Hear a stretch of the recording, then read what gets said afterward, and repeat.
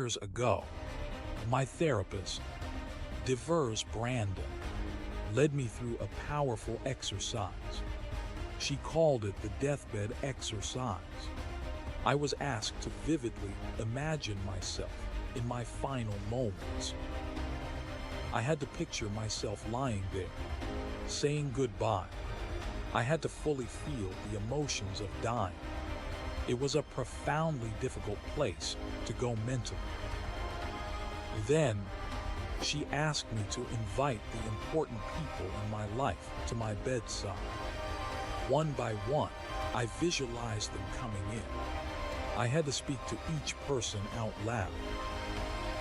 I had to tell them what I wanted them to know as I was leaving. As I started speaking, my voice began to break.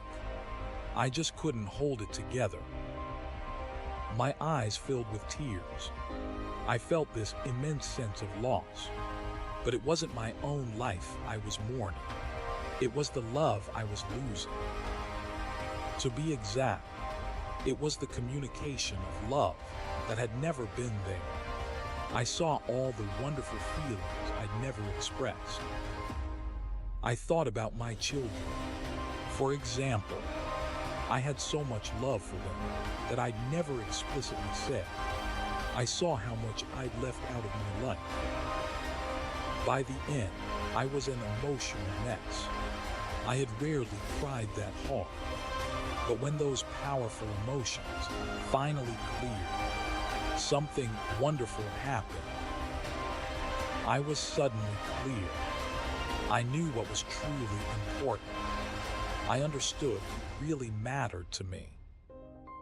For the first time, I got what General George Patton meant. He said, "Death can be more exciting than life." That day, I made a vow. I vowed not to leave anything to chance. I decided never to leave anything unsaid. I wanted to live as if I might die any moment. That experience changed how I relate to people. And the great lesson wasn't lost on me.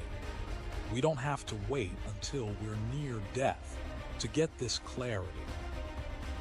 We can create this experience anytime. A few years later, my mother was dying in a hospital. I rushed to her side. I held her hand and told her all my love and gratitude. I expressed everything I felt for who she had been for me. When she passed, my grieving was intense but short. In just days, I felt her loving spirit alive within me. Everything great about her had entered into me. It would live there forever. Before my father's death, I started sending him letters and poems. I wrote about his contribution to my life. He was ill, so talking was hard. But he had those words to read. Once, after a Father's Day poem, he called me. He said, "Hey, I guess I wasn't such a bad father after all."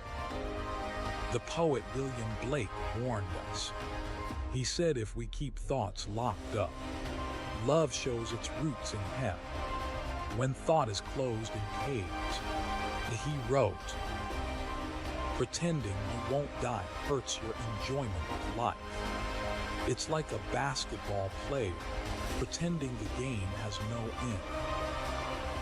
That player will get lazy and lose intensity.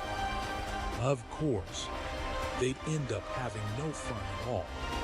Without an end, there is no gain. Without being conscious of death, you can't fully appreciate life's gift. Yet so many of us keep pretending. We plan to do great things someday. We assign our dreams to that imaginary island. Someday we say. Someday I'll do this. Someday I'll do that. But confronting death doesn't have to wait. Vividly imagining our last hour creates a paradoxical sensation. It feels like being born all over again. That's the first step to fearless motivation. As Annie's Nin wrote, people living deeply have no fear of death, and as Bob Dylan sang, He who is not busy being born is busy dying. So don't wait. Start living with that clarity today. Express your love, chase your purpose, and live without regret.